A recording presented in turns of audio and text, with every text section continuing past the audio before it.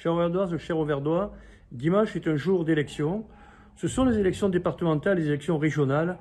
Alors il faudra faire déjouer les pronostics. Il faudra être nombreux à aller voter car ces élections sont des élections qui ont un enjeu important pour votre qualité de vie au quotidien.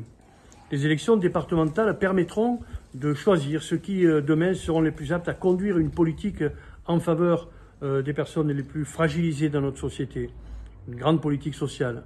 Ceux qui seront capables de porter également une politique éducative de qualité dans nos collèges. Ceux qui demain auront en charge donc l'avenir, le devenir, les conditions d'accompagnement de vie de nos personnes âgées. Mais aussi ceux qui auront à cœur de développer l'attractivité touristique de notre si beau département.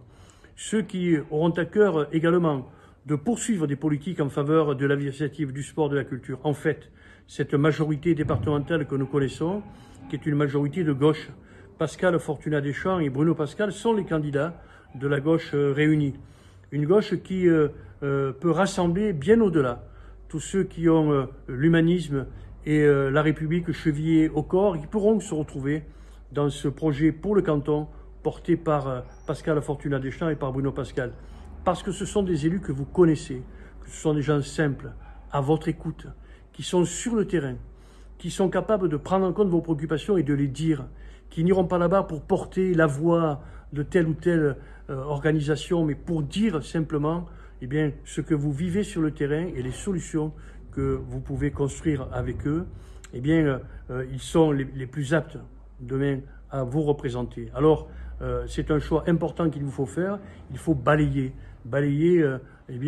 ce que nous venons de vivre pendant 6 ans, sortir ce candidat sortant qui a été un élu fantôme que nous n'avons jamais vu. Il s'attribue aujourd'hui le bilan de chacune des communes sur son canton alors qu'il n'y est pour rien.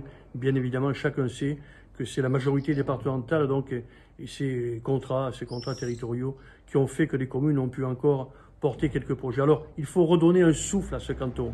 Il faut vivre le Gard avec Pascal Fortunat-Deschamps et Bruno Pascal. C'est le choix que je vous invite à faire dimanche. Mais si c'est une élection, c'est également 2 enjeux. Il y a l'enjeu régional, les élections régionales. Alors le choix aussi, il est simple.